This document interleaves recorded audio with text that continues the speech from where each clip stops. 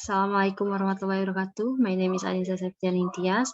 I'm recording this to fulfill my semiotic final test assignment. Here, I will tell you about the challenging the literal. Okay. First one, we need to know what is semiotic. Semiotics represent a challenge to the literal because it rejects the possibility that we can naturally represent the way things are. We will discuss the level of signifier between the literal and the figurative, and that at the level of the signified between denotation and connotation. The first one, we need to know what is tropes. Tropes is figure of speech with an unexpected twist in the meaning of words as opposed to seem, which only deal with patterns of words. Meanwhile, the rhetorical tropes is a figure of speech or figurative use of language employed for rhetorical effect. Once we employ the trope, our utterance become part of a much larger system of association which is beyond our control. Okay, next slide. Okay, rhetorical tropes divided into four subdivisions. The first one is metaphor. A metaphor is a figurative of speech that describes an object or action in a way that isn't literally true, but helps explain an idea or make a comparison in the sentence. For example, you're the apple of my eye. And the second one is metonymy. Metonymy is a function which involves using one signified to stand for another signified, which is directly related to it or closely associated with it in some ways.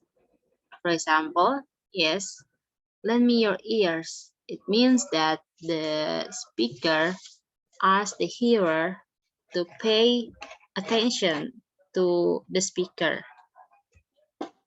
The third one is synecdoche.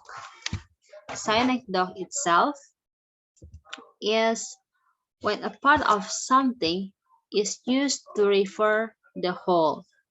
For example, pour me a glass of bubbly.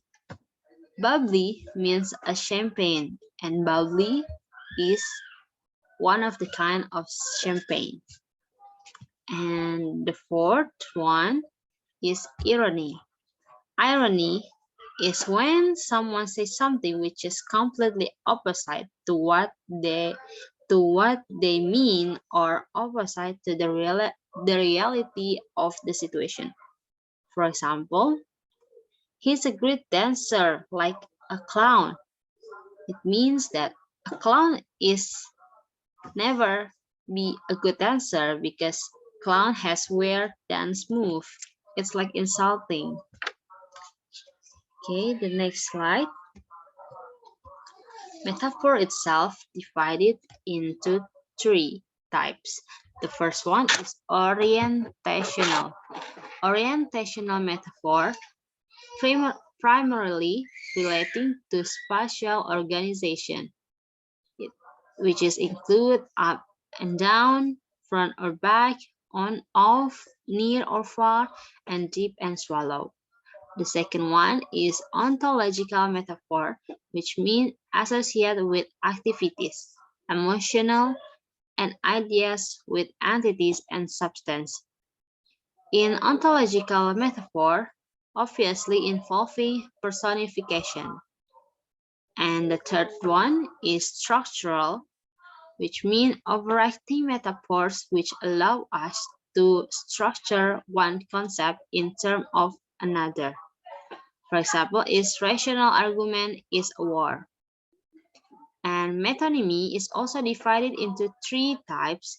The first one is producer for product, and for example is she owns a Picasso. And the second one is subject for user, and the example is The ham sandwich wants his check. It means that someone who ordered ham sandwich asks the servant to his bill. And the third one, controller for controlled. For example, Nixon bombed Hanoi. I think that is enough for me. Thank you so much for your attention and see you in our next meeting. Thank you.